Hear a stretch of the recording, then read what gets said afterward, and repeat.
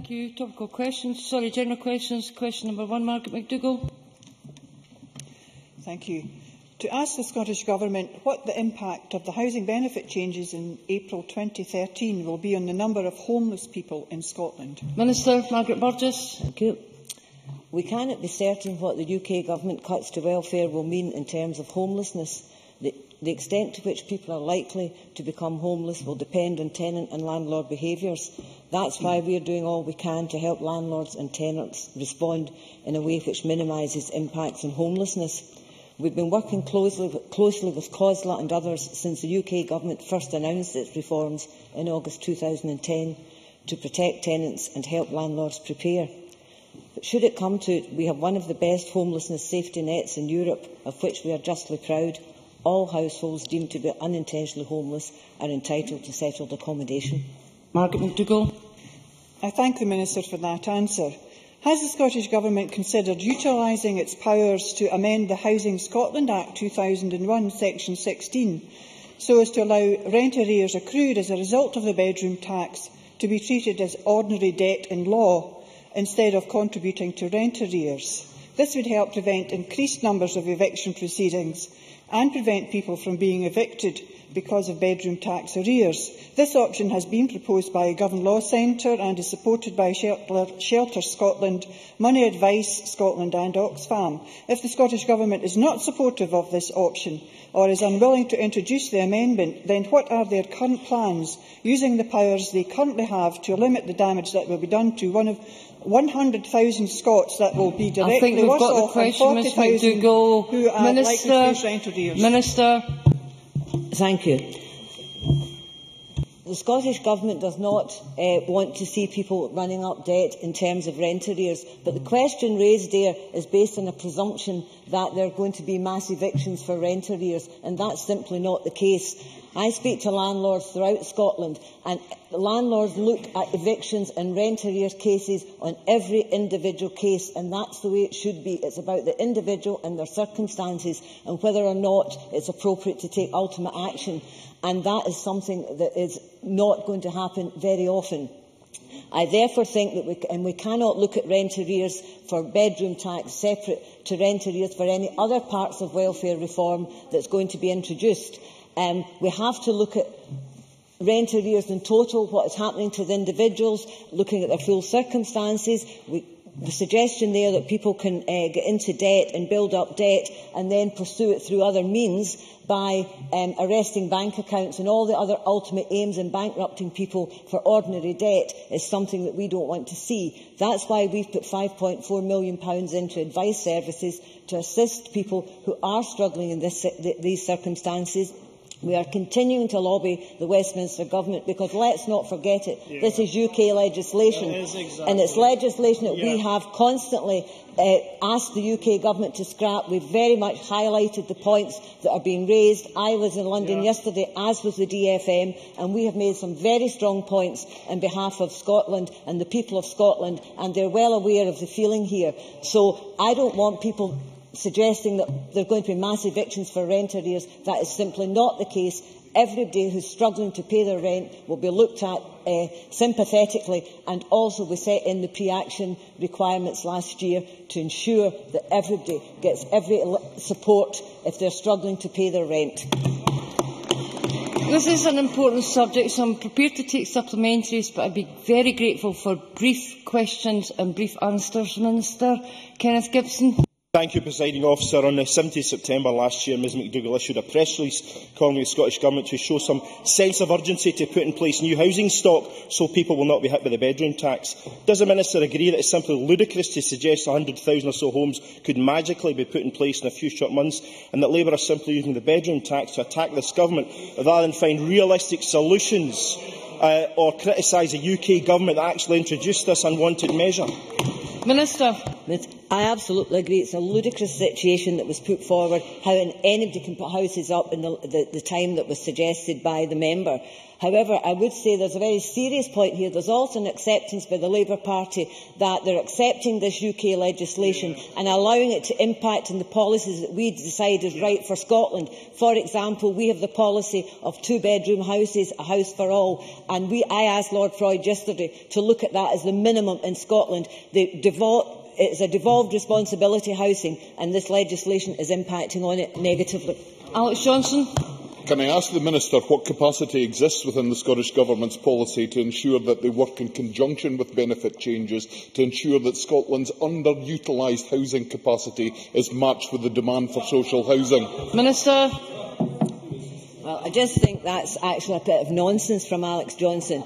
Scotland doesn't. The problem with the housing benefit changes is because we are suffering because of a problem in the south of England and in London.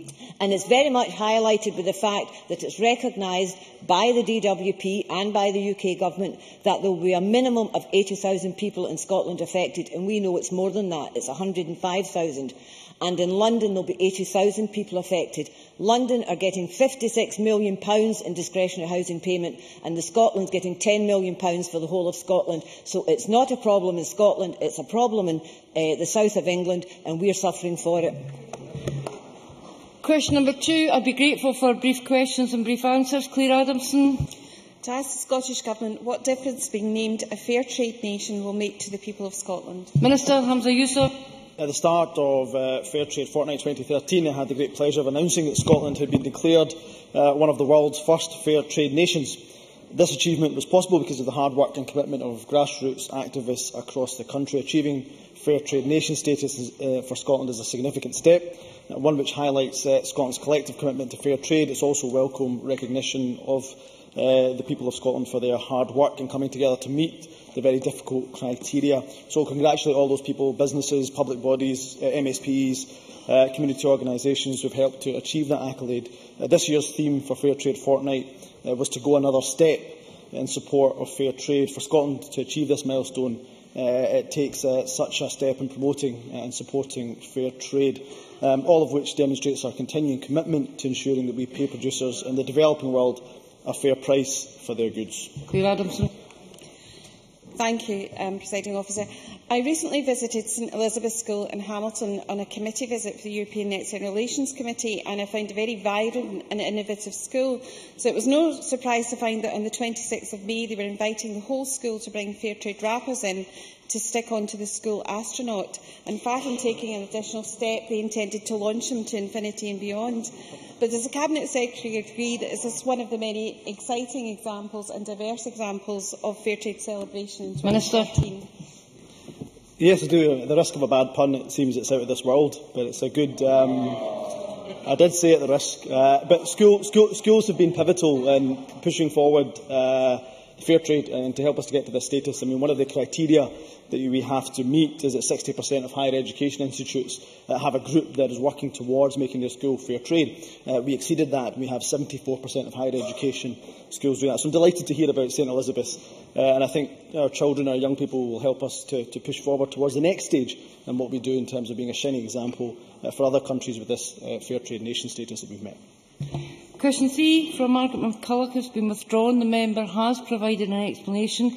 Question 4, Margaret Mitchell. Thank you, Presiding Officer. To ask the Scottish Government what impact closing Motherwell, Cumbernauld and Coatbridge Justice of the Peace Courts could have on access to justice issues. Cabinet Secretary Kenny McCaskill. The Scottish Court Service's consultation paper sets out the principles on which access to justice shape the proposals contained in the document. This is provided in Appendix A and was set out by the Judiciary. The Scottish Court Service is considering their consultation will take account of these principles in shaping their final recommendations, including any proposals relating to Motherwell, Cumbernauld and Coatbridge Justice of the Peace Courts. Ministers will do likewise in considering the Government's proposals. Margaret Mitchell. Thank the Cabinet Secretary for his answer. Is he aware of the concerns expressed regarding the Scottish Government's recent proposal to increase the civil cases threshold to 150,000, which, combined with the proposed closure of Cumbernauld, Coatbridge and Motherwell JP courts, would impact adversely on already overstretched courts in Lanarkshire, as they inevitably become even busier and struggle to cope with cases? And has any assessment been carried out in terms of the pressure on the Sheriff Court estate and quick and efficient access to justice issues in these courts following the enactment of the Criminal Procedure Amendment Scotland Act 2004, which implemented the Bonamy proposals and moved cases from previously heard in the High Court to Sheriff Courts? Cabinet Secretary. Well, yes, clearly the workload of the Sheriff Courts, if matters are to be transferred from any JP courts, has been a factor taken into account by the Scottish Court Service. We're required to await their proposals, and doubtless I'll be able and willing to discuss matters directly with Margaret Mitchell. The points she raises regarding the proposals encapsulated in the Government's Court Reform Bill are also matters which could theoretically put pressure upon Sheriff Courts, but again, these are matters that are taken into account, so I can give an assurance that the points she raises regarding pressures upon courts are legitimate and are appropriate that she raises, but I can also give an assurance that both the Scottish Court Service and the Scottish Government, with regard to the status of courts, whether JP or Sheriff Court, and indeed aspects relating to the privative limit, are taken into account. Elaine Smith. Thank you, Presiding Officer. If the closure of Coatbridge JP Court does go ahead in an area of a low car ownership, reducing bus services and high unemployment, does the Cabinet Secretary have any comment as to how my constituents will then find the extra costs that would be incurred to gain access to justice? Cabinet Secretary. Well, again, these are matters taken into account by the Scottish Court Service as part of their consultation review. They have been given consideration to how access to alternative courts can be carried out, both whether it can be by bus, rail or other transport, what the cost would be. So again, I can only indicate that that is a matter that the Court Service are looking at. It is a factor that they will take into account, and I have no doubt both they and myself will be happy to engage with the member. Question 5, Neil Findlay. To ask the Scottish Government whether it will carry out a review of arrests made during the 1984-85 miners' strike. Cabinet Secretary. Kerry McCaskill. The miners' strike, now almost 30 years ago since it took place, was a traumatic experience for the communities involved. For any individual case or individual set of criminal cases arising from the strike, members will appreciate that it would not be appropriate for me or other Scottish ministers to offer a specific view. For issues around arrest, there is an established system in place to consider and investigate complaints against the police in Scotland. Any concerns about police conduct should be directed in the first instance to the Chief Constable of the relevant force. The Independent Police Complaints Commissioner for Scotland can also consider any cases where someone is dissatisfied with the response they receive from the police about their complaint. Where someone has been convicted of a crime, the Independent Scottish Criminal Cases Review Commission was established in 1999 to provide a critical part of the checks and balances in our justice system. Where it considers it appropriate, the Commission can refer an individual case back to court for a further appeal if they consider a miscarriage of justice may have occurred, and it is in the interest of justice to refer the case back to court. These can include, where evidence is available, historic cases. Neil Findlay. Thanks very much for that answer. Having been involved at the time, I know the Cabinet Secretary is well aware of the fact that many of the convictions at that time were very questionable indeed. And I know the Cabinet Secretary is tired of marching, but would he take a few more steps and rejoin the campaign for justice by initiating a review of these cases and help put right these historical wrongs? Cabinet Secretary. Well, the member is right that I did have a personal involvement, both supporting and representing individuals and indeed minors collectively, but I have indicated it would be inappropriate for me to comment on either cases I appeared in, represented, or indeed any case as would be the situation for any other minister. I think the member is quite right to say that there have been matters raised, certainly in other jurisdictions other than Scotland, that caused considerable cause for concern. But the whole reason that back in 1999 a system was brought in by the then Labour government with regard to criminal case convictions is to avoid a politicisation by ministers of whatever colour of those who are involved in policing and those who are in charge in respect of courts. In these matters, I would refer the member back to the opportunity to approach the Police Complaints Commissioner of Scotland and indeed the Scottish Criminal Review Commission, set up by a Labour government in 1999, that is the appropriate matter to avoid ministerial involvement in matters that have to be fundamentally separated from the executive. Question number 6, David Stewart. To ask the Scottish Government how many recent meetings it has had with the UK Government on the future Structural Funds programme. Cabinet Secretary Nicola Sturgeon. Scottish Government ministers and officials have had 5 meetings face-to-face or by teleconference with UK Government regarding structural funds within the past 3 months. I have personally spoken to Michael Fallon, the responsible UK Minister, regarding the funding allocations and the need to ensure a fair settlement of structural funds across the UK. This issue was also raised at the recent Joint Ministerial Council on Europe and has been discussed regularly by officials. A programme board of senior officials from across the UK Government and devolved administrations has been meeting since the autumn to prepare for the next round of structural funds. David Stewart. Presiding Officer, does the Cabinet Secretary share my view that the new category of structural funds transition status for the Highlands and Islands is good news for both the region and the rest of Scotland, as it opens up new opportunities to invest in training, skills and infrastructure? Cabinet Secretary. Yes, I do think transition status is good news, and I think David Stewart is right to point that out. He and other members will be aware of the concerns the Government has about the possible allocation of structural funds across the UK. We have for some time been anticipating a reduction in structural funds, not least because of the overall reduction in the EU budget, but we want to see a fair allocation for Scotland, and that's what we're working very hard to achieve, and it's a matter I'll keep Parliament fully updated on. Liam MacArthur.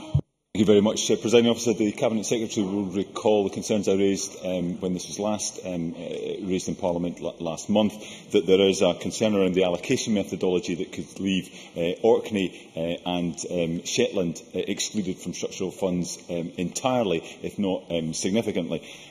Could she maybe update me on the correspondence or the discussions that have taken place with Orkney Islands Council, Shetland Islands Council, and the extent to which those concerns are being relayed to the UK Government? Cabinet Secretary. As I said to Liam MacArthur the last time he raised the question, and he's absolutely right to raise the concern, this is one of the issues that is very much in our minds as we get towards final decisions around the allocation of structural funds. I'm happy to write to him in more detail about the extent of discussions, and I would be happy to meet with him and indeed representatives of the Council to discuss the matter further, because it's important, not just as Dave Stewart said, that we ensure that the Highlands and Islands does benefit from structural funds, but that we ensure there is an allocation within the Highlands and Islands that recognises the particular challenges of many areas. Question 7, Anne McTaggart. To ask the Scottish Government what action it has taken to address the issues identified with the report of the Commission on Women Offenders. Cabinet Secretary Ken McCaskill. The Commission made 37 far-reaching recommendations, and we've made significant progress across a number of areas.